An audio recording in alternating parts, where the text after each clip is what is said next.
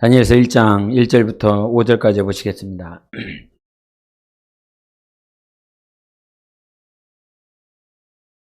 다니엘서 1장 1절부터 5절까지 우리 교독하시겠습니다.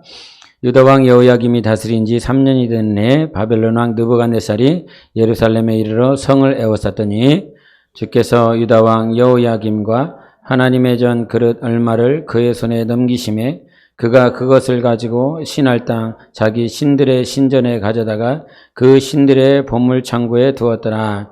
왕이 환관장 아스브나스에게 말하여 이스라엘 자손 중에서 왕족과 귀족 몇 사람 곧 흠이 없고 용모가 아름다우며 모든 지혜를 통찰하며 지식에 통달하며 학문에 익숙하여 왕궁에 설만한 소년을 데려오게 하였고 그들에게 갈대아 사람의 학문과 언어를 다같이 또 왕이 지정하여 그들에게 왕의 음식과 그가 마시는 포도주에서 날마다 쓸 것을 주어 3년을 기르게 하였으니 그 후에 그들은 왕 앞에 서게 될 것이더라. 아멘. 다니엘서를 이렇게 좀 보면서 느끼는 것들이 있어서 나누고자 합니다. 1장 1절을 보면 누구가 등장하냐면 유다왕 여호야김이 다스리던 3년 되는 해다 이렇게 말씀하고 있습니다.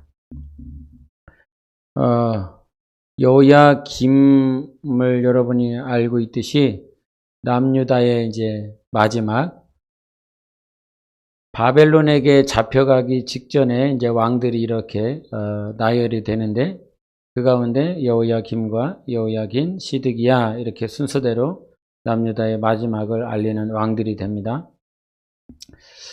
다니엘이 바벨론 포로에서 하나님의 말씀을 받고 또 에스겔도 그 바벨론 땅에서 말씀을 받고 있을 때에 저 유대 땅에서는 예레미야가 하나님의 말씀을 이렇게 받고 있습니다.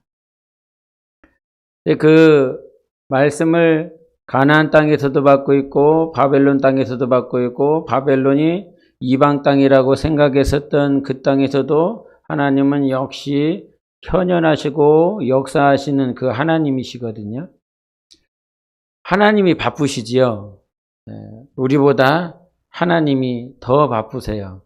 누구를 세우기 위해서 이스라엘을 회복시키고 이스라엘을 세우시기 위해서 하나님이 그 시대에 동분서주하시는 것들을 보게 됩니다.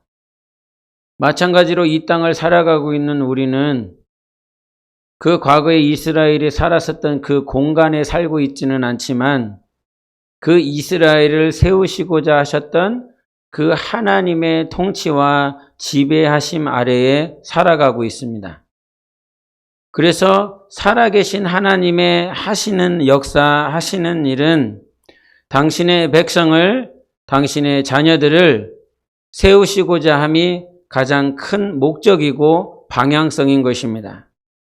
그런데 아까도 찬양했던 것처럼 우리가 다 표현하지 못하는, 알지 못해서 표현하지 못할 때도 있고 또 내가 부족해서 주님 앞에 입 밖으로 입술을 벌리지 못할 때도 있습니다.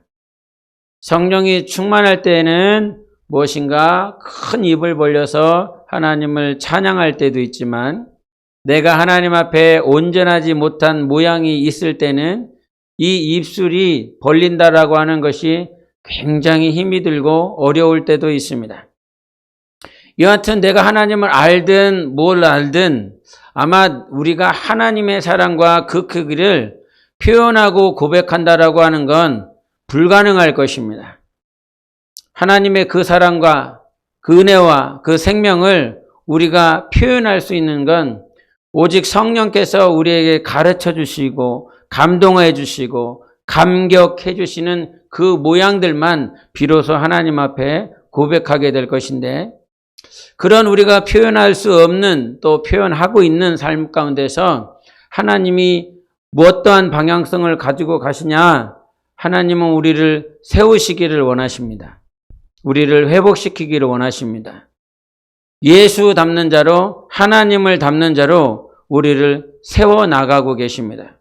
그래서 창세기서부터 계시록까지 부인할 수 없는 것, 소선지자든 아니면 대선지자든 대선지자를 통해서 이사야나 예레미야나 에스겔을 통해서 말씀하신 거나 아니면 호세아서나 아니면 말라기나 그 뒤에 계속 나오는 소선지자들을 통해서 하시는 말씀에 그 시스템이 있습니다. 틀이 있습니다. 말씀의 틀은 무엇이냐면 앞에 있는 우리의 부족한 모양들, 우리의 연약한 모양들, 범죄한 것들, 하나님 앞에 온전하게 서지 못한 것들, 그것 때문에 하나님께서 화가 났다, 질투한다, 시기가 난다, 정말 내 마음이 기쁘지 않다.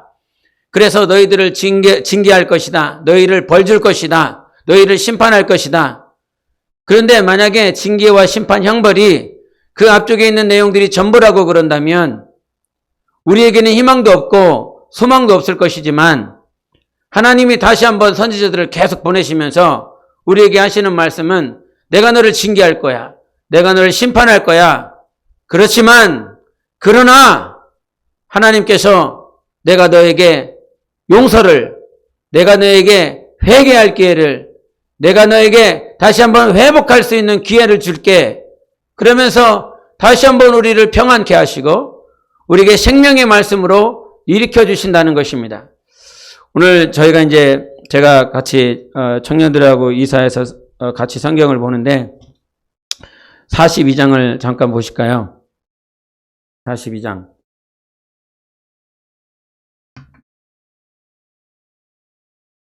42장 2절과 3절을 같이 보시겠습니다. 시작.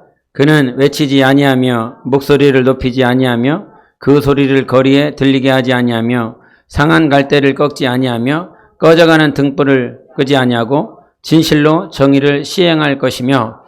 네, 이 42장 이 제목을 보시면 뭐라고 나와 있습니까? 주의 종이라라고 하는 제목으로 나와 있습니다. 주의 종이라라고 하는 건 이스라엘을 말하는 것이 아니라 하나님의 백성 얘기하는 것이 아니라 하나님의 유일한 서번트는 예수 그리스도이십니다. 인자이신 종으로 오신 유일하신 하나님의 아들 예수 그리스도. 그래서 42장 1절을 한번 읽어보시겠습니다. 시작. 내가 붙드는 나의 종, 내 마음에 기뻐하는 자, 곧 내가 택한 사람을 보라. 내가 나의 영을 그에게 주었은즉 그가 이방에 정의를 베풀리라. 이렇게 말씀하셨어요. 그래서 이스라엘이 될 수가 없어요. 이스라엘은 이방에 정의를 베풀 수 있는 그런 족속으로 선택받지 않았기 때문입니다. 이방이 오히려 열방을 향하여 나아갈 수 있도록 하나님의 종이 되었죠. 그래서 42장에 나와 있는 주의 종, 택한 종, 나를 기쁘게 하는 그 종은 바로 하나님의 아들 예수 그리스도를 말씀하십니다. 그런데 그 예수 그리스도가 2절에 뭐라고 말씀하시냐면 그는 외치지 아니하겠다는 것입니다. 목소리를 높이지 아니하겠다라고 말씀하십니다. 그리고 소리를 거리에 들리게 하지 아니하겠다라고 말씀하십니다. 정의를 공포하고 정의를 나타내려고 한다면 오히려 거리에서 소리를 높여야 되고 외쳐야 되고 드높여야 되고 선포해야 되는 그 일들을 해야 되지 않겠는가라고 하는 내 안에 의구심이 드는데 42장 2절에서는 소리를 안 높이겠다는 것입니다. 외치지 않겠다는 것입니다. 그럼 무슨 말인가 그랬더니 자세히 봤더니 42장 3절에 우리가 잘 아는 말씀으로 상한 갈대를 꺾지 아니하고 꺼져가는 심지를 끄지 않겠다라고 말씀을 하시는 것이죠. 그런데 42장 3절 후반부에 뭐 하겠다라고 말씀하십니까? 시행하겠다라고 말씀하십니다. 시행한다는 말씀이 있습니다. 말보다, 입술보다, 표현보다, 고백하는 것보다, 목소리를 드높이는 것보다, 말을 하는 것보다 우리 주님께서 공의를 베푸시고 공의를 이루시는 데 있어서는 말보다 더 중요한 것이 있으니 시행한다는 것입니다. 그것을 순종하시겠다라고 하는 것입니다. 그래서 이 예수 그리스도, 그리스도의 종, 하나님의 종, 이 그리스도를 볼 때에 말로 사랑한다라고 표현하지 않고 입술로만 혀로만 사랑한다라고 말씀하시지 않고 그분은 이 땅에 오셔서 꺼져가는 것들, 상한 것들, 그것들을 끄거나 꺾지 아니하고 회복하여 주고 사랑하고 그 사랑으로 말미암아 끝까지 공의를 실천하시는 분이 바로 우리 주님이시라고 말씀하는 것이지요. 그래서 이 선지자들을 통해서 이사야도 마찬가지로 1장에서 39장까지 계속 심판과 징계와 형벌을 말을 하고 있지만 그것으로 끝나지 않고 하나님은 우리에게 하나님의 사랑에 대한 공의를 우리에게 선포해 주시고 그것들을 시행해 주시는 하나님이십니다. 하나님이 오늘도 하나님의 의를 우리 가운데 시행해 주시는 하나님이십니다. 그래서 그 의는 예수 그리스도시요 십자가의 보혈이요 십자가의 피요 십자가의 가치요 십자가의 그 값으로 말미암아 하나님의 의, 하나님의 사랑, 하나님의 의를 어떻게 드러냈다라고 말씀하십니까? 바로 예수 그리스도를 십자가에 내어주셔서 하나님이 옳다 하는 것이, 하나님이 기뻐하시는 것이, 하나님은 어떠한 기준을 세워놓으셨냐면 너의 선한 행위나 로마서나 아니면 갈라디아서나 계속하는 것이 무엇입니까? 너의 행위로 말미암아 의로워진 것이 아니다. 선한 열심으로 말미암아 의로워진 것이 아니라 하나님의 의는 오직 예수라고 말씀하고 계십니다. 주 예수 그리스도의 십자가의 공로를 믿을 때에 우리는 아무 것이 한 것이 없다 할지라도 하나님 앞에서 의롭다함을 받을 수 있는 존재라고 말씀을 해주셨어요. 그래서 하나님의 의가 우리 안에서, 하나님의 옳다함이 우리 안에서 계속 자라나기를 원하십니다. 그것이 우리가 영적 전쟁, 영적 싸움을 하고 있는 유일한 이유입니다. 하나님의 의가 자라나야 됩니다. 하나님의 의가 자라나야 됩니다. 십자가의 공로가 여러분 안에서 커져야 됩니다. 십자가의 보혈의 크기가 더 깊어지고 더 넓어지고 더 앞으로 정말 그 어떤 것으로도 막을 수 없는 큰 크기가 돼야 되는 것입니다. 신앙의 어린아이라고 하는 건 넘어지는 이유가 무엇입니까? 하나님의 의가 작기 때문인 것입니다. 하나님의 십자가의 보혈의 그 가치가 종지기 그릇처럼 작기 때문에 그거 한번 머셔버리면 없어져 버리기 때문인 것입니다. 그러나 하나님께서 성령을 우리 안에 부어주셨으니 이 성령은 생수의 강이라 항상 흘러넘치는 것이요 이것이 일천척 나아가고 일천척 나아가면 하나님께서 그 생수의 강의 생명으로 말미암아 죽었던 자들도 회복시킨다라고 말씀해 주셨습니다. 의는 바로 그런 것입니다. 십자가의 공로는 바로 그런 것입니다. 내가 범죄했다라고 할지라도 옳게 주님 앞에 서 나가지 못하는 모양이 있다 할지라도 그 안에서 나의 고백은 무엇이냐면 나의 범죄가 십자가의 크기보다 크지 않다라고 하는 사실입니다. 나의 연약함이, 나의 좌절이, 나의 낙심할 만한 모든 일들이 하나님의 의보다는 클 수가 없는 것입니다. 그 어떤 것들로 바꿀 수가 없기 때문에 아들 예수 그리스도를 주셨고 여러분이 요한복음 3장 16절의 말씀처럼 이 세상을 전부 사랑하실 수 있는 것은 아들 예수밖에는 없습니다. 모든 세상을 구원할 수 있는 것은 십자가의 피밖에는 없는 것입니다. 그래서 고린도전서 2장에는 그 십자가의 능력이 믿지 않는 자들에게는 정말 부끄러운 것이고 수치지만 믿는 자들에게는 그 십자가의 도가 하나님의 능력이라고 말씀해 주셨습니다. 그래서 우리는 능력을 가지고 있습니다. 어떤 세상에서 재력을 가진, 명예를 가진, 지식을 가진 그 능력이 아니라 십자가의 도만이 능력인 것입니다. 다시는 말씀이어도 같이 보겠습니다. 고린도전서 1장을 보겠습니다. 같이 읽습니다. 1장 18절부터 20절까지 보시겠습니다. 시작. 십자가의 도가 멸망하는 자들에게는 미련한 것이요 구원을 받는 우리에게는 하나님의 능력이라. 기록된 바 내가 지혜 있는 자들의 지혜를 멸하고 총명한 자들의 총명을 폐하리라. 지혜 있는 자가 어디 있느냐? 선비가 어디 있느냐? 이 세대의 변론가가 어디 있느냐? 하나님께서 이 세상의 지혜를 미련하게 하신 것이 아니냐? 하나님은 지혜에 대한 근본을 말씀하실 때 하나님을 경외하는 것이 지혜라고 말씀해 주셨습니다. 결국은 하나님을 경외하는 자가 지혜 있는 자인 것입니다. 이 세상의 지혜를 멸했다고 말씀해 주셨습니다. 총명을 멸했다고 말씀해 주셨습니다. 총명이라고 하는 건 이해한다는 것입니다. 언더스탠딩 한다는 것입니다. 이해하는 것, 머리로, 지식으로, 두뇌로 이해하는 모든 그 지식적인 것들을 다 패하겠다라고 말씀해 주셨습니다. 지식이 많이 있어서 의로워지는 것이 아닙니다. 신학적인 지식을 많이 이해했기 때문에 의로워지는 것이 아닙니다. 우리의 능력은 바로 하나님의 능력인데 그 하나님의 능력은 십자가의 도에 있다라고 말씀을 해주셨어요. 그래서 우리는 지혜가 어디 있느냐? 하나님을 경외하는 자들에게 있습니다. 여러분이 하나님을 경외한다면 그 지혜는 여러분 안에 있는 것입니다. 그 안에 하나님의 지혜가 우리 안에 있어요. 그래서 세상은 변론합니다. 너희들이 정말 지혜 있는 자냐? 미련한 자들 아니냐? 그 미련한 것들로 말미암아 보이지 않는 하나님을 믿는 너희들이 얼마만큼 미련한지 모르겠다라고 빈잔을 주지만 하나님은 우리에게 말씀하십니다. 내가 너에게 하나님의 능력을 줬다. 나의 능력을 너희 안에 줬느니라라고 말씀해 주셨어요. 그래서 여러분, 지혜 있는 자 바로 여러분입니다. 지혜 있는 자 바로 당신입니다.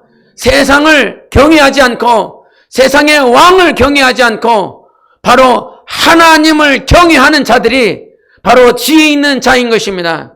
본문 말씀에 여호야김이 있었습니다. 유다 왕입니다. 그리고 이 바벨론에 느부갓네살 왕이 있었습니다. 왕과 왕이 대치되는 그 상황 가운데 여호야김은 분명히 하나님을 통해서 예레미야를 통하여 하나님께서 저 북쪽에서 바벨론을 통하여 너희를 멸할 것이다 라고 계속 예레미야를 통하여 말씀해 주십니다. 그런데 바벨론을 의지하지 않고 이는 누구를 의지하냐면 바로 느고를 의지합니다. 남방 왕을 계속 의지하며 바벨론과 대치하고 싸우려고 하는 그런 시간들을 보내게 됩니다. 여러분, 지혜 있다라고 하는 것, 하나님을 경외한다라고 하는 말씀은 하나님께서 보내신 말씀, 하나님이 여러분에게 주시는 말씀, 그 말씀을 두려워할 줄 알아야 됩니다. 그 말씀을 경외하는 것이 하나님을 경외하는 것입니다. 그래서 지혜 있는 자들에게 있어서 가장 중요한 건 하나님의 말씀을 경외하는 거예요. 이 세상 왕이 아니라 바로 여러분에게 보내신 하나님의 말씀을 경외할 때 우리는 비로소 지혜 있는 삶을 살아가는 것입니다. 우리는 가보지 않았습니다. 하나님께서 우리에게 예비해 놓으신 광야를 가본 일이 없습니다. 그래서 이사야서 42장에는 우리를 눈먼 자라고 표현을 하고 있습니다. 그런데 그 눈먼 자들에게 하나님께서는 한 번도 가보지 않은, 익숙하지 않은 그 땅으로 인도한다라고 말씀을 해주시거든요. 모세도 마찬가지고 이스라엘 백성 200만 명도 마찬가지로 한 번도 가보지 않은 그 길을 인도하고 있습니다. 육체적으로 보면 눈이 멀었습니다. 육체적으로는 보이지 않습니다. 이것이 가는 길이 맞는지 이쪽으로 가야 되는 것이 맞는지 아무도 알 수가 없습니다. 그러나 여러분, 지혜가 어디 있냐면 오늘 여러분을 인도하시는 하나님을 신뢰하시기를 예수 이름으로 축원합니다. 하나님이 여러분을 인도하고 있다라고 한다면 하나님을 우리에게 표현할 때 정말로 나는 너의 목자라고 말씀하십니다. 야곱을 인도했던 것처럼.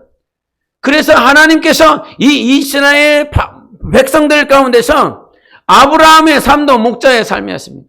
야곱의 삶도 목자의 삶이었고 이삭의 삶도 목자의 삶이었습니다. 그 유목민으로서의 삶을 계속 보여줬습니다. 왜 그랬을까요? 수많은 말씀 가운데서 왜 목자의 이야기, 목자의 삶을 하나님께서는 계속 조명시키고 있을까요? 우리의 진짜 목자는 바로 주님이시기 때문인 것입니다. 그래서 목자이신 우리 주님이 여러분을 인도하고 있습니다. 요셉이 17세에 그 꿈을 꾸고 13년 동안 그 애굽에서 모진 고난과 감옥에서 억울한 일, 누명을 계속 썼습니다. 그런데 그의 마지막 고백이 무엇입니까? 감옥에서 나와서 억울한 일을 다 쓰고 누명을 썼지만 그것이 하나님의 뜻대로, 하나님의 계획대로 감옥에서 나오고 그렇게 자기를 팔아버렸었던 그 형들을 향해서 고백하는 것은 하나님이 우리를 구원하시기 위하여 하나님이 나를 먼저 보낸 것이라고 말씀해 주셨습니다. 13년 동안 보이지 않았었던 그 고난의 시간들, 억울하고 누명 썼던 그 시간들, 그것들이 다 빠져나오니까 그제서야 하나님이 나를 위하여, 이스라엘을 위하여 이 시간을 예비해 놓으셨구나라고 하는 것들을 우리에게 가르쳐 주고 있습니다. 이 독일의 헤겔이라고 하는 철학자가 이런 말을 했어요. 미네르바의 부엉이는 황혼에 날아오른다, 이런 표현을 했습니다. 그 미네르바는 그리스 로마에 나오는 신 이름인데 그에게는 부엉이가 하나 있어요. 근데 그 부엉이는 황혼 때, 그러니까 모든 시간들이 다 지나고 하루가 지나고 난 다음에 그제서야 그 부엉이는 날아오른다는 거예요. 그런데 그 의미는 무엇이냐면 모든 역사의 모든 시간들 가운데서 이 부엉이의 역할은 이 세상의 신들이 어떠한 뜻과 어떠한 계획을 가지고 그래서 이와 같이 운행을 했노라라고 하는 마지막 메시지를 전해주는 역할을 하는 사자 역할을 한다라고 그렇게 표현을 하는데, 황혼 때에 비로소 그것들은 날아올라서 메시지를 전해준다라고 하는 건 일출 때 우리에게 왜 하나님께서 이와 같이 하셨는지, 저 정오에 태양이 가장 높이 떠 있는 그때에 하나님은 왜 이렇게 운행하고 있는지 우리는 잘 모른다. 그 말이 너무 이해가 가요. 부엉이가 황혼에 날아오르는 이유, 모든 시간들이 지나고 난 다음에 비로소 우리는 하나님이 왜 그렇게 인도하셨는지 비로소 알 수 있다라고 하는 사실.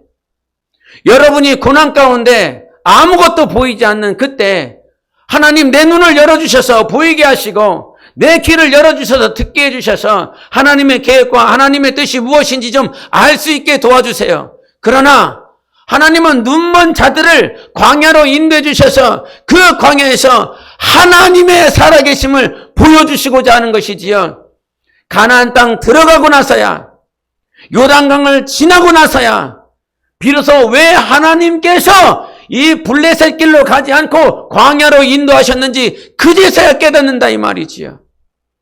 모세를 통해서 하나님께서 모세오경을 기록하면서 그렇게 알게 해주신 것이지요. 믿음이 연약하여 해안길로 바닷길로 인도하면 블레셋 군대들과 항상 싸워야 되고 믿음이 자라지 않았기 때문에 그들과 전쟁하면 믿음이 서지 않는다 이 말이지요. 그 말은 즉슨 무슨 말입니까?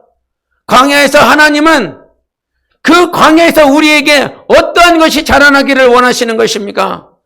가나안과 블레셋과 대적과 원수마귀와 전쟁을 치른다 할지라도 우리가 하나님을 그 믿는, 하나님을 신뢰하는 그 믿음이 패해지거나 낙심되어지지 않는 온전한 믿음이 우리 안에서 자라나기를 원하시는 것입니다. 결국 광야는 어떠한 것? 하나님이 이기게 하십니다. 하나님이 반드시 승리하게 하실 것입니다. 정탐꾼이 들어가서 12명의 정탐꾼이 40일 동안 가나안 땅을 정탐하고 나서 돌아왔을 때 주님이 듣고 싶었던 건 하나님이 기뻐하시면 가능합니다. 저들은 우리의 먹이입니다 라고 하는 그 고백 듣기를 원하셨습니다. 여러분, 광야에서 해야 될 것이 있습니다. 이 땅에 여러분이 육신이 붙어있는 생애 동안 평생 해야 될 것이 있습니다. 내가 하나님 안에 있고 하나님이 내 안에 계시기 때문에 이 고난, 이 모든 아픔 반드시 이기게 하셔서 주님께 영광이 되게 하실 것입니다. 이 고백 듣기를 원하시는 것입니다. 우리 에베소서 1장을 보시겠습니다. 에베소서 1장 6절.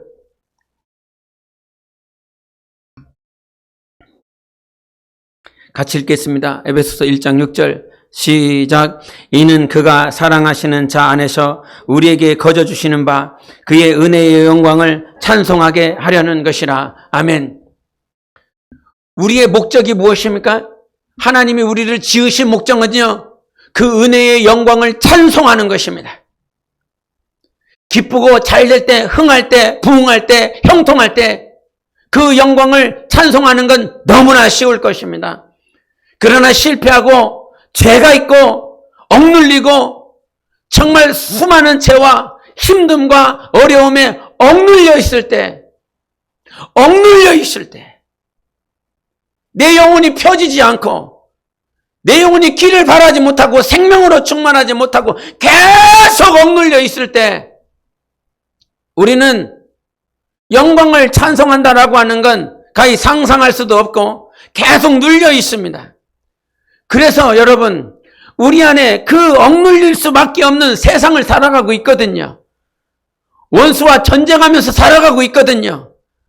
여러분, 계속 유념해야 될 것은 우리는 지금 영적 전쟁을 하고 있는 사람들인 것입니다.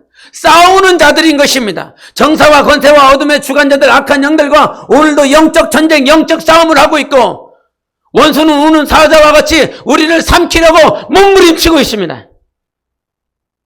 시시탐탐 우리를 죽이려고 합니다. 시시탐탐 그 믿음을 다 사라지게 해서 하나님이 없나 보다. 하나님이 안 계시나 보다. 하나님 우리를 떠났나 보다. 그래서 다윗이 시편을 통해서 또 레위 지파가 고라 자손이 시편을 통해서 고백하는 건 무엇입니까? 니들은 다 이렇게 멸망하였고 패배했고 바벨론은 포로로 끌려갔고 너희를 도와주는 자는 하나도 없고 질병으로 전쟁으로 다 패했는데 그래서 세상 사람들이 우리에게 합니다. 주님 물어봅니다. 너희 하나님이 어디 있느냐고. 네 하나님을 보여달라고 하려고. 저들이 우리 하나님을 무시하고 있습니다. 이런 고백을 들을 수밖에 없는 환경 또한 우리는 거쳐갑니다. 세상에 하나님이 어디 있느냐고. 코로나 시대에 이와 같은 하나님이 살아계시면 이런 병을 왜 허락해 주냐고. 모든 사람들을 왜 고통으로 주냐고. 하나님이 사랑이시면 왜 이와 같은 질병을 허락하느냐고. 여러분, 구약을 잘 보면 하나님께서 질병을 언제 허락하십니까? 저 하나님께서 애굽에 왜 질병을 허락하십니까? 하나님께서 선지자들을 통해서 이스라엘 백성들에게 왜 질병을 허락하십니까? 열왕기를 통해서 솔로몬이 성전을 다 짓고 난 다음에 저 하늘에 계신 하나님 앞에 고백합니다. 전쟁 가운데 우리가 진다면, 우리가 질병으로 가득하였다면, 그런데 질병이 왜 가득하였냐? 왜 전쟁에서 패했느냐? 앞에 조건이 있어요. 우리가 하나님을 떠나서, 우리가 하나님의 말씀을 듣지 않아서, 우리가 세상 우상을 섬겨서 전쟁에 패하고 질병이 있어서 그리하였을 때 하나님 앞에 기도한다면 하나님 우리의 기도를 들어주셔서 전쟁 가운데서 다시 승리하게 하시고 이 질병이 떠나가게 하셔서 하나님 앞에 하나님이 드러날 수 있도록 해달라고 계속 기도하고 있는 것입니다. 질병이 언제 옵니까? 전쟁에서 왜 패합니까?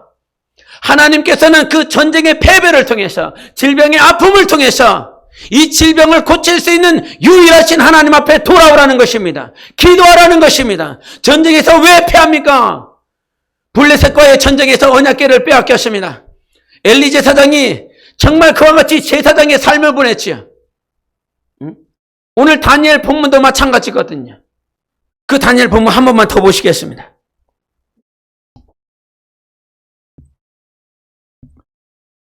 다니엘서 1장 보시겠습니다. 1장 2절을 같이 읽겠습니다. 시작. 주께서 유다왕 여호야김과 하나님의 전 그릇 얼마를 그의 손에 넘기심에 그가 그것을 가지고 신할 땅 자기 신들의 신전에 가져다가 그 신들의 보물 창고에 두었더라. 제 눈에 확 들어오는 단어가 어느 단어냐면요. 하나님의 전 그릇 얼마를 그의 손에 넘기셨다는 것입니다. 누가 넘기셨습니까? 하나님이 넘기셨습니다. 하나님께서 허락해 주셨습니다. 누구에게요? 느부갓네살에게요. 이 세상 제국을 만들 수 있는 바벨론 제국을 만들 수 있는 느부갓네살 왕, 제왕이라 할지라도 하나님께서 허락하시지 아니하면 아무것도 할 수 없습니다. 할렐루야. 하나님이 허락하셔야 가능한 것입니다. 하나님이 허락해야만 모든 것들이 진행이 되는 것입니다. 그런데 하나님께서 허락하셨을 때 그 성전에 있었던 그릇 얼마를 허락했다는 것입니다. 이 얼마라고 하는 것이 제 눈에 확 들어옵니다. 하나님 다 보내버리시지요. 왜 얼마 일부만 허락하셔서 저에게 손에 붙이셔서 저에게 넘기십니까? 이런 단어가 있지요. 전조현상이라고 하는. 어떠한 결과나 어떠한 일이 터지기 전에 앞에 징조가 있습니다. 앞에 징조가 있다 이 말이에요. 물질의 문제가 터지는 이유는 성경에서 보면 물질의 문제가 터지는 이유는 무엇이냐면 물질에 대해서 하나님 앞에 온전히 서 있지 못하기 때문인 것입니다. 육체의 문제가 터지는 것은 하나님 앞에 육체가 하나님 앞에 온전히 서 있지 못하기 때문인 것입니다. 모든 것이 다 그랬습니다. 하나님 앞에 물질 문제가 터졌느냐? 그러면 내가 하나님 앞에 물질의 문제를 어떻게 잘못 서 있는지를 보면 됩니다. 육체도 마찬가지입니다. 하나님의 모든 손에 우리가 붙잡혀 있는 줄 믿으십니까? 내 삶의 주관자는 하나님이십니다. 허락해야 가능한 거예요. 하나님이 허락해야. 그런데 이 얼마를 허락했어요. 근데 그때 깨달아야 되거든요. 하나님께서 그 성전을 짓도록 얼마나 백성들에게 자원하는 힘을 주시고 능을 주시고 기뻐하는 그 기쁨과 믿음을 주셨습니까? 그래서 그 성전이 지어졌거든요. 그 성전을 통해서 하나님이 예배를 받으시고 찬양을 받으시는 그곳인데 그곳에서 쓰임받아야 될 그 성전 기구가 얼마가 느부갓네살 손에 넘겨졌어요. 얼마가 넘겨졌을 때 그때 정신 차려야 되거든요. 그런데 안 보여요. 전부 다 빼앗기고 난 다음에 그제서야 왜 이렇게 됐지라고 하는 영적인 허탄함과 영적 패배 앞에 서 있게 되어 있습니다. 그런데 그 얼마 전조현상에 대한 것들을 주님은 계속 징조로 보여주셨어요. 특별히 오늘 사무엘상을 통해서 그것을 잠깐 보시기를 원합니다. 사무엘상 2장 보겠습니다. 사무엘상 2장. 엘리제 제사장 얘기입니다. 2장 12절부터 17절까지 우리 교독해 보시겠습니다. 사무엘상 2장 12절부터 17절까지입니다. 교독합니다. 엘리의 아들들은 행실이 나빠 여호와를 알지 못하더라. 그 제사장들이 백성에게 행하는 관습은 이러하니 곧 어떤 사람이 제사를 드리고 그 고기를 삶을 때에 제사장의 사환이 손에 3살 갈고리를 가지고 와서 그곳으로 냄비에나 솥에나 큰 솥에나 가마에 찔러 넣어 갈고리에 걸려 나오는 것은 제사장이 자기 것으로 가지되 실로에서 그곳에 온 모든 이스라엘 사람에게 이같이 할 뿐 아니라 기름을 태우기 전에도 제사장의 사환이 와서 제사 드리는 사람에게 이르기를 제사장에게 구워드릴 고기를 내라. 그가 내게 삶은 고기를 원하지 아니하고 날 것을 원하신다 하다가 그 사람이 이르기를 반드시 먼저 기름을 태운 후에 네 마음에 원하는 대로 가지라 하면 그가 말하기를 아니라 지금 내게 내라. 그렇지 아니하면 내가 억지로 빼앗으리라 하였으니 이 소년들의 죄가 여호와 앞에 심히 크면 그들이 여호와의 제사를 멸시함이었더라. 아멘. 마지막에 이 블레셋의 전쟁 가운데서 언약궤 빼앗기고 이스라엘은 패배합니다. 철저하게 망해버립니다. 근데 그 전부터 하나님은 계속 그렇게 전쟁에서 패할 수밖에 없고 이스라엘이 멸망할 수밖에 없는 전조 형상, 징조를 보여주셨습니다. 그 징조가 무엇입니까? 첫 번째는 예배였습니다. 내 삶에 패배가, 멸망이 그렇게 다가올 수밖에 없는 것은 예배에 대한 사모함, 예배가 세워지지 않는 것, 예배에 성공하지 않는 사람들은 반드시 멸망할 수밖에 없습니다. 이것은 법칙입니다. 예배가 안 세워진다라고 하는 건 하나님과의 관계가 안 세워진다는 것입니다. 말씀이 들리지 않는다는 것입니다. 특별히 여기서는 뭘 얘기를 했냐면 예배가 무너지는 것 가운데서 하나님께 드려지는 예물에 포커스를 둡니다. 예물은 내 믿음이거든요. 하나님 앞에 드려지는 예물이거든요. 믿음이거든요. 신실함이거든요. 정직함이거든요. 주님을 내가 얼마나 사모하고 얼마나 사랑하는지 그것에 대한 반증인 것입니다. 그런데 이 당시에 무너질 수밖에 없는 것은 믿음으로 드리려는데 백성들은 믿음을 다해서 드리려고 그러는데 오히려 제사장들이 믿음으로 드려지는 그 예물에 대해서 욕심이 들어가 있지요. 원래 하나님께서 말씀하셨어요. 제물은 번제단에서 드려서 삶아야 된다고. 그 보일에, 냄비에다가 넣어서 삶아서 새살가루를 넣어서 거기서 걸리는 것만 제사장 거라고 그랬어요. 그러니까 제사장 것이 되기 위해서는 반드시 냄비에 물에다가 넣어서 삶아야 되는 거예요. 그런데 이 엘리의 아들들, 제사장들은 어떻게 합니까? 날 것을 원해요. 생고기를 원한다고요. 삶아야 되는데. 생고기를 원하는 이유는 뭐예요? 구워 먹겠다고요. 삶아 먹는 것이 아니라. 무엇을 잃어버렸습니까? 하나님이 주신 말씀, 모세를 통해서 이미 10계명과 613가지의 그 계명을 통해서 제사장들에게 주셨던 이미 로고스로 선포되었었던 그 말씀을 잊어버린 것입니다. 자기 욕심이 올라왔지요. 백성의 믿음이 훨씬 좋아요. 하나님께서 그렇게 허락하지 않았다고. 내가 하나님 앞에 드려지는 이 제사 드릴 때의 이 예물, 이 번제물, 이것을 네가 먹어도 좋다. 얼마만큼 가져가도 괜찮다.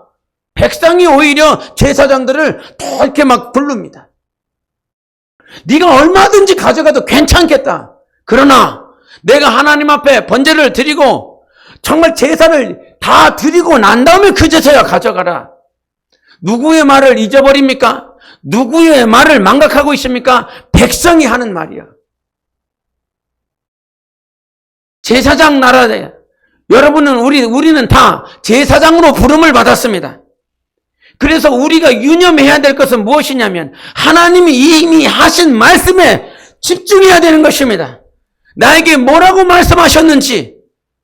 근데 그 말씀을 엘리 제사장들, 그 아들들은 다 잃어버렸습니다. 잊어버렸습니다. 무엇 때문에요? 욕심 때문에요. 전조현상이 있어요. 망할 수밖에 없는 전조현상이 있습니다. 하나님이 이미 주신 말씀을 잊어버리고 살아요. 망각하고 살아요. 뭐 때문에요? 자기 욕심 때문에요. 자기가 하고 싶은 갈망들, 감정들. 그것이 오늘 다니엘서 1장에 나와 있는 싸움인 거예요. 다니엘과 그 세 친구들이 하고자 하는 것. 이 세상 왕은 느부갓네살은 자기 앞에 세우도록 하기 위해서 이스라엘에서 온 왕족과 귀족 얼마를 선택하여 지혜 있는 자들, 아주 강건한 자들, 그들에게 갈대의 학문을 가르치고 언어를 가르쳐서 왕 앞에 세운다. 세상은 그렇게 되거든요. 그런데 우리는 누구 앞에 서야 됩니까? 하나님 앞에 서야 되거든요. 왕 앞에 선다라고 하는 다니엘서 1장 5절에 그렇게 왕 앞에 세우리 함이라. 그러나 우리의 왕은 하나님 한 분밖에는 없습니다. 우리는 왕 대신 하나님 앞에 서기 위해서 몸부림쳐야 되는 거거든요. 그런데 이스라엘 백성뿐만 아니라 나중에는 이 엘리 제사장들 아들들로 말미암아 백성들도 다 우상을 섬기고 멸망으로 갈 수밖에 없지요. 여러분, 제사장에게 욕심이 생기면, 육신의 욕심이 생기면 하나님이 이미 주신 말씀이 안 들립니다. 그리고 나를 사랑해서, 나를 염려해서, 나를 걱정해서 해주는 백성의 말이 안 들립니다. 이주 시대 때도 다 마찬가지지요. 왕조가 있었던, 왕이 있었던 그 시대. 그 왕이 아무리 통치를 잘했어도 어느 순간 멸망하게 되냐면 백성이 하는 말을 못 알아듣기 때문에 망하는 것입니다. 르호보암이 있지 않습니까? 솔로몬의 아들이었던 그 르호보암이 이 나라를 어떻게 치리할지 거에 대해서 청년들과 노년들에게 물어봤습니다. 하나님의 뜻이 있었거든요. 하나님의 말씀이 있었거든요. 그런데 이 백성이 하는 그 말, 우리에게 노역과 무거운 짐들이 있습니다. 이것 좀 벗어나게 해주세요 라고 했습니다. 그러나 르호보암은 백성의 말을 듣지 않습니다. 자기와 함께 자랐었던 청년 신하, 벗된 신하들의 말을 듣고 더 무거운 짐을 부과하여 백성들을 철저하게 힘들게 합니다. 백성의 말이 안 들리면 망하는 것입니다. 하나님은 백성을 통해서도 우리에게 말씀하시거든요. 마지막으로 한 장 더 봐야 될 것이 있는데요. 2장 22절을 보시겠습니다. 2장 22절 그리고 25절을 보시겠습니다. 같이 읽겠습니다. 시작. 엘리가 매우 늙었더니 그의 아들들이 온 이스라엘에게 행한 모든 일과 회막문에서 수종들은 여인들과 동침하였음을 듣고 25절 사람이 사람에게 범죄하면 하나님이 심판하시려니와 만일 사람이 여호와께 범죄하면 누가 그를 위하여 간구하겠느냐 하되 그들이 자기 아버지의 말을 듣지 아니하였으니 이는 여호와께서 그들을 죽이기로 뜻하셨음이더라. 망할 수밖에 없는 전조현상은 하나가 또 무엇이냐면 지금 뭐 얘기하냐면 예배에 대한 것들을 말을 합니다. 망할 수밖에 없는 것. 당신의 영적 생활이 망할 수밖에 없는 건 지금까지 예배 성공 하나지 않았기 때문에 그래요. 하나님 앞에 온전한 예배를 드리지 않았기 때문에 그래요. 하나님 앞에 온전한 예물을 믿음으로 드리지 않았기 때문에 그런 거예요. 두 번째는 무엇이냐면 제사장과 백성들 여기서 누구와 동침했다라고 그럽니까? 회막 문에서 수종들은 여인들과 동침했다라고 그래요. 누가요? 엘리의 아들들이요. 그 문에서 수종들은 여인들이라고 그런다면 성전에서 봉사하는 여인들을 얘기하고 있어요. 성막에서 봉사하는 여인들이야. 주님의 일을 하는 여인들이라 이 말이죠. 제사장과 주님의 일을 봉사하는 여인들 가운데 영적인 관계가 안 이루어지고 육적인 관계가 이루어져요. 그건 보나마나 뻔한 것입니다. 완전히 망하는 것입니다. 하나님이 마찬가지입니다. 목사와 여러분 관계에서도 육적인 관계가 맺어지면 하나님은 철저하게 부숴버립니다. 토기장이가 잘못된 그릇을 깨버리잖아요. 그거 깨는 것처럼 확실히 깨버립니다.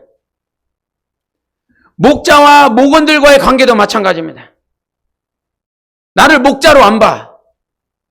한 남자로 봐. 한 여자로 봐. 그러면 끝나는 겁니다. 주님은 완전하게 부숴버립니다. 하나님께서 그 전조현상이 있어요. 육적인 관계. 그래서 교회 내에서도 질서를 중요하게 여기고 직분을 계속 말을 하라고 하는 이유는 육적인 관계가 안 되도록 하기 위해서 그래요. 육적인 호칭을 하거든요. 육적인 호칭을 하다 누나, 언니, 오빠 막 하다가 하나님께서 주신 성령이 교회들에게 주신 그 말씀을 저들에게 흘려보내려면 좀 전에 오빠라고 얘기했는데 오빠가 이거 하래. 오빠가 하는 말 듣겠어요? 집에서도 안 듣는데? 현서봐, 지연이 말 잘 듣니? 네? 말 잘 듣니? 집에서 한창 오빠, 언니, 누나 막 했다가 교회 와갖고 집에서 하지 말라는 건 아니에요. 당연히 집에서는 해야 되겠지요. 족보가 있으니. 그런데 철저하게 나하고 여러분과 목자와 여러분과 지체들 간에는 영적인 관계지 육적인 관계가 아닙니다. 육적인 관계가 아닙니다, 여러분. 뭔가 볼링 치려고 모인 게 아니란 말이에요, 청년부. 주일 오후만 되면 볼링 치러 가는 게 아니란 말이에요. 탁구 치러 가는 게 아니란 말이에요. 다 해놓고 해도 돼요. 이렇게 침묵을 이렇게 하면 너무 서먹서먹 하잖아요.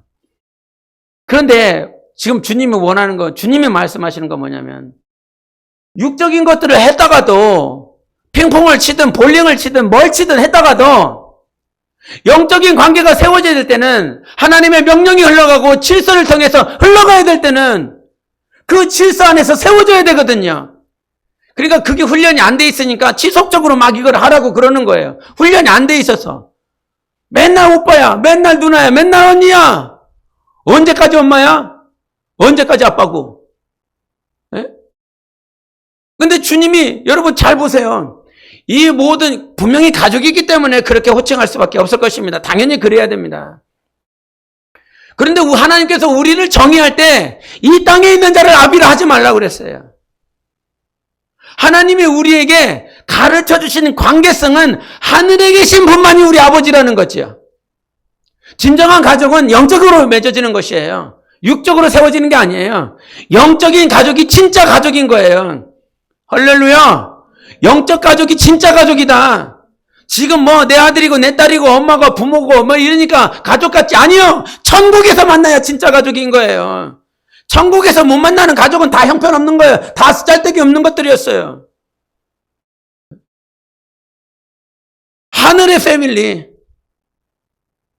하늘의 진짜 가족, 그거 하기 위해서 하나님께서 우리를 지체로서 부어주셨고 교회가 되게 해주신 거예요. 그래서 여러분, 육적인 거, 문화생활, 어떤 이 사람하고 내가 어떤 합이 맞았어요. 뜻이 맞았어요. 그렇게 하는 세상적인 일들, 이 사람이 내게 도와주고 내가 저 사람을 도와줘서 할 수 있는 그런 세상적인 일들, 그건 역시도 조심해야 됩니다. 그런 일을 할 수 있으면 하지만 중요한 것이 있어요. 교회 질서를 통해서 내려온 것, 그것을 먼저 해야 되는 것입니다. 그 영적인 관계가 세워질 때 비로소 이 망하지 않을 수 있어요. 마지막으로 전조현상 보세요. 25절에 뭐라고 말씀하고 있냐면 중간쯤에 보면 여호와께 범죄하면 누가 그를 위하여 간구하겠느냐 하되 그들이 자기 아버지의 말을 듣지 아니하였으니 이는 여호와께서 그들을 죽이기로 뜻하셨음이더라. 계속 아버지가 하시는 말씀이 안 들려. 안 들려. 들리지가 않아. 그러니까 죽는 거죠, 뭐. 안 들리니까 죽는 거지. 들렸으면 죽지 않았겠죠. 하나님은 우리를 계속 세워가시기를 원하세요. 그런데 내 삶 가운데 패배하고 주님이, 여러분, 모든 육적인 힘들고 어렵고 고통스럽고 상처, 그러한 일들은 내가 영적으로 제대로 서 있지 못하기 때문에 온 것이다. OX. 이 삶 가운데, 내 환경 가운데 고통스럽고 아프고 괴로운 상처투성이와 같은 그런 모든 문제들은 내가 영적으로 온전히 서 있지 못하기 때문이다. OX. 왜 X라고 답하죠? 모든이 틀렸어요. 모든을 일반화할 수 없어요. 하나님께서 아까도 요셉 얘기를 했지만 요셉을 하나님께서 감옥에 고난에 13년의 누명을 쓰게 하신 건 하나님께서 그를 단련하시고 그에게 주신 그 꿈을 이루셔서 마침내 이스라엘 백성들을 구원하시고자 함인 것입니다. 그런데 영적으로 잘못되면 고난과 아픔과 상처가 온다. 맞습니까? 틀립니까?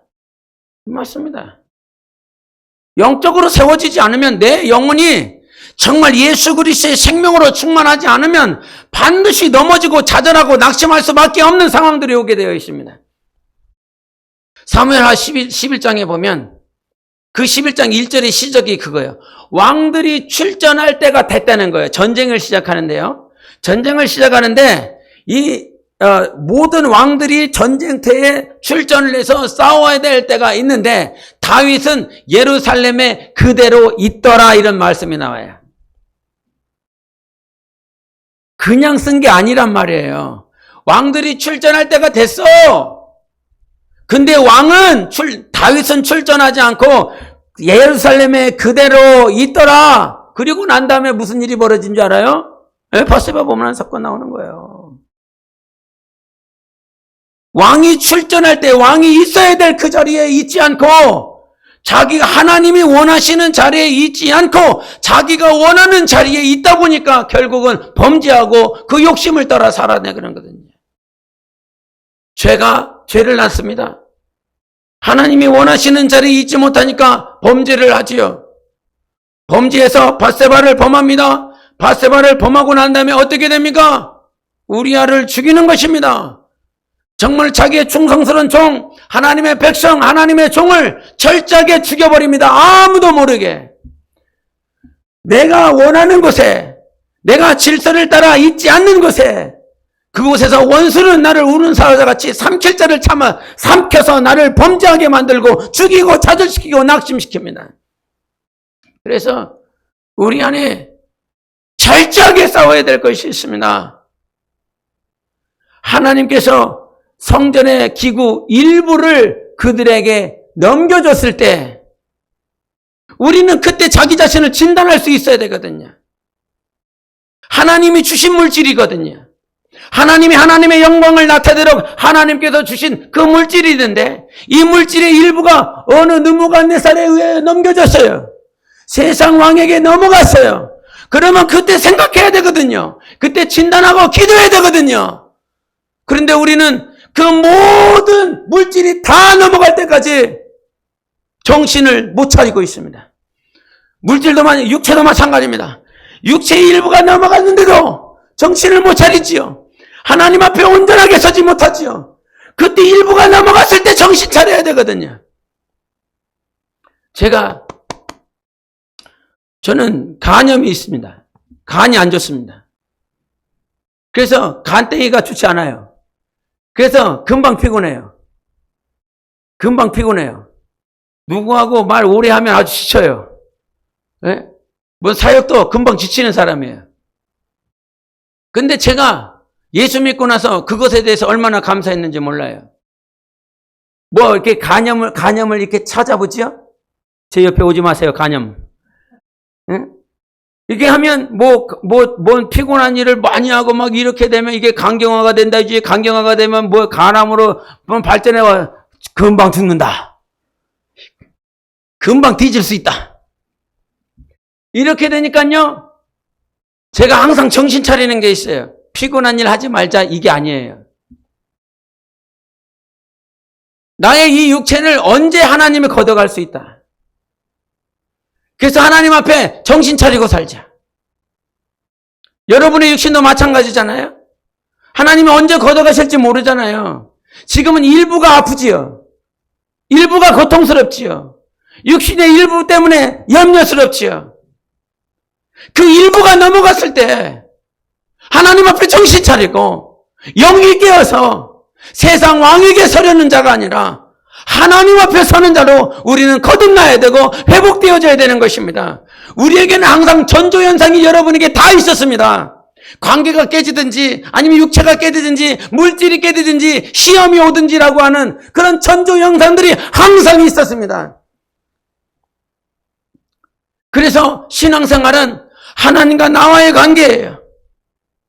하나님이 하나님 앞에 내가 어떻게 살 건지, 하나님 앞에 어떻게 진단하며 못하고 살았는지, 이런 삶을 항상 가져야 되는데 세상이 더 바빠요. 갈대의 학문에 그 학문을 더 배워야 왕 앞에 쓰니까요. 이 재력을 가져야 세상 왕들이 나를 칭찬할 수 있으니까요. 그것에 기울이며 살았다 이 말입니다, 여러분. 교회가 교회되지 못하는 거, 그 촛대를 옮겨버리겠다라고 하신 그 이유가 무엇입니까? 그 자리에 있어야 되는데 그 자리에 있지 못한다라고 하는 것입니다.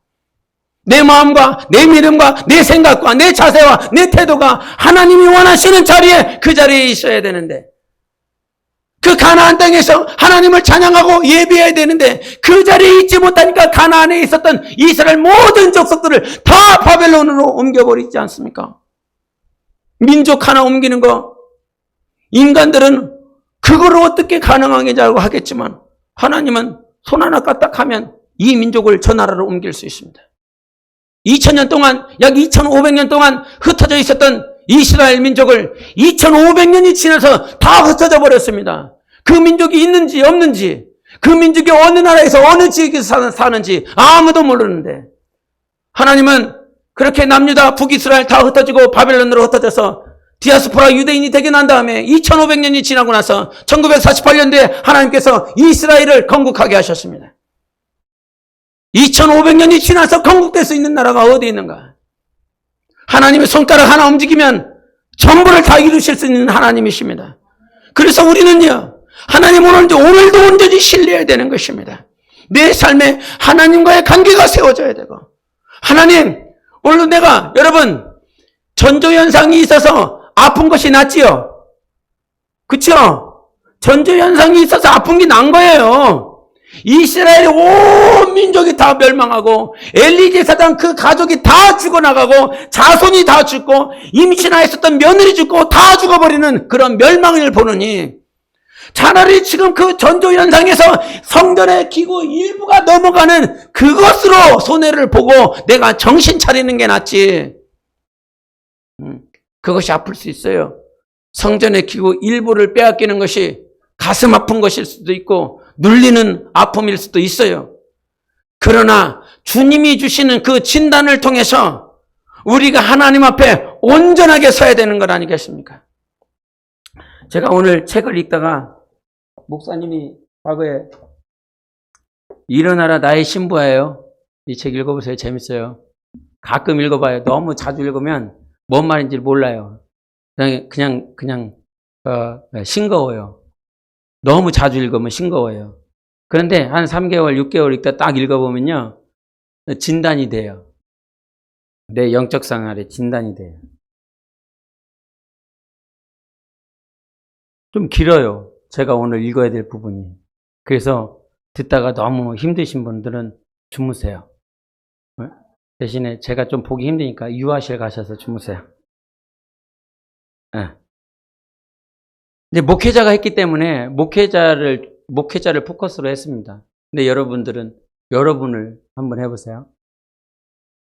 목회자는 뿌리가 내려질 때까지 교회에 영혼이 왔다 할지라도 저가 교회의 일꾼이 되리라 하는 마음을 내려놓을 수 있어야 한다. 그 영혼이 변화되는 것이 아니라 목회자가 먼저 변화되고 뿌리를 내려야 하기 때문이다. 저 사람을 반드시 내 동역자로 붙잡겠다는 식의 마음을 접어야 한다. 단지 하나님이 자기에게 맡겨주셨음을 알고 맡겨주신 동안 최선을 다해서 양육하리라 하는 자세를 가지고 대해야 한다. 나이가 들었든 어리든 또는 병자든 아니든 상관없이 하나님께서 보내주셨다는 사실을 믿고 그들의 육체를 보지 말고 영혼을 인식하며 최선을 다해서 가르쳐야 한다.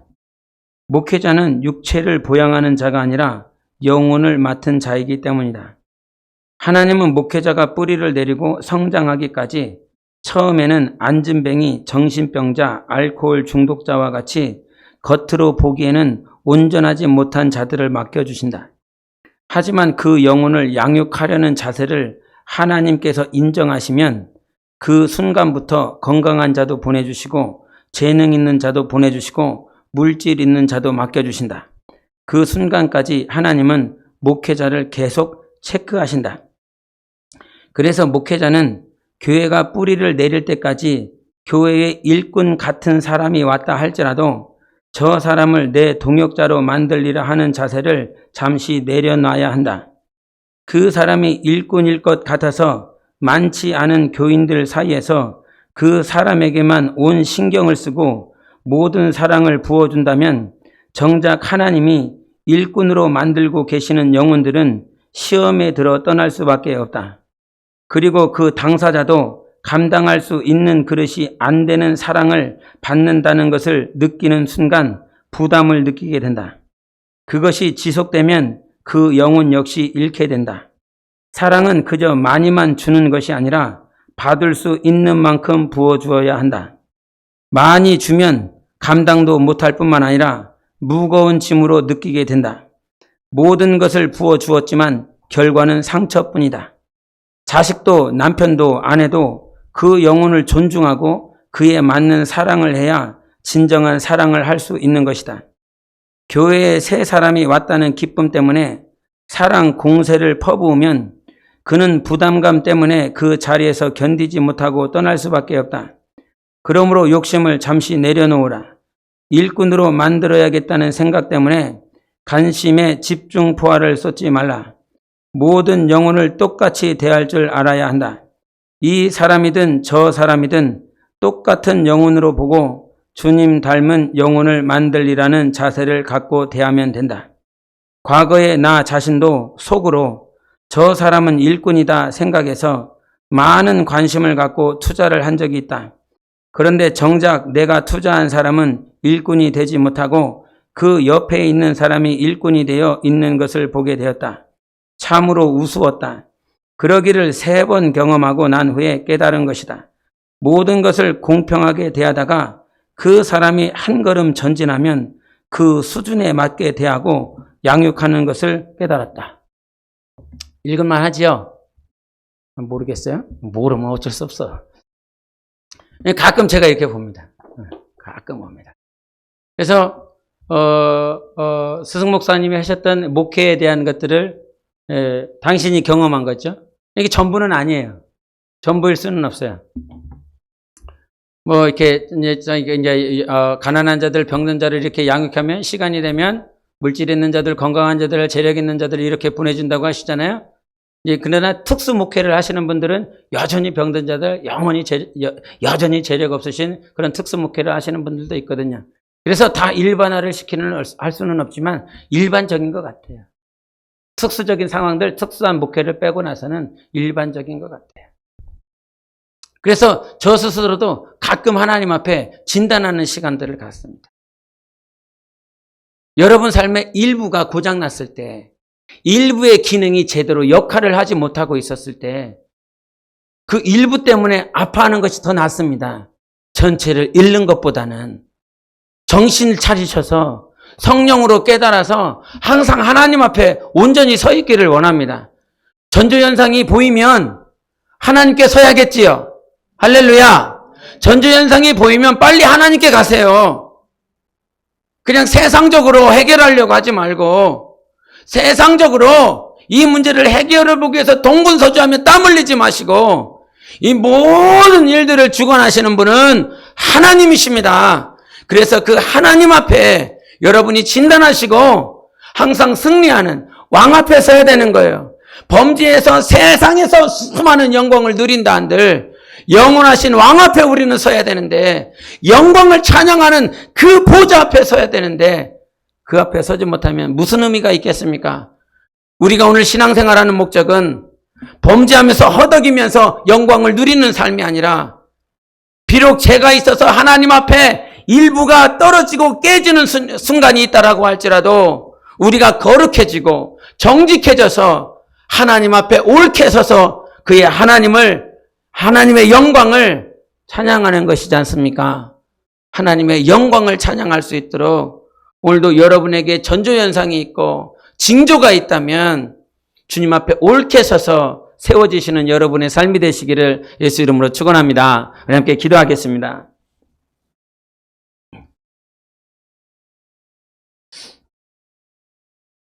예, 오늘의 말씀이 여러분에게 항상 이렇게 말씀 앞에 있기를 원해요. 그래서 내 삶을 진단해 보는 것, 그리고 하나님 앞에 구하는 삶, 내게 주어진 수많은 환경들을 인도하시는 분은 하나님이시거든요. 주님이 하신 그 말씀, 레마의 말씀이 아니어도 로고스의 말씀을 잊지 마십시오. 백성이 하는 말씀, 오늘도 나는 욕심이 들어가 있는데 그 백성이 하는 그 말이 안 들려버리면 하나님 앞에 예배를 성공하지 못하거든요. 내게 들려지는 그 말씀들에게 귀를 기울이고 그것이 나보다 밑에 있는 백성의 말이라 할지라도 오늘도 들을 수 있는 겸손함 주시옵소서. 정말 내 영혼이 정직해져서 주님의 음성을 들을 수 있도록 하나님께서 세워진 그 아비가 있습니다. 아비의 음성을 듣지 못하여 모든 이스라엘이 망해버릴 수밖에 없는 결과를 맞이한 것입니다. 하나님이 주신 로고스의 말씀, 백성이 주시는 말씀, 나의 아버지가 하시는 그 말씀, 이 말씀이 들려서 하나님과 인내가 온전히 세워지고 정직하여져서 왕 앞에 세워지는 거룩한 삶이 될 수 있도록 우리 함께 예수 외치고 기도하겠습니다.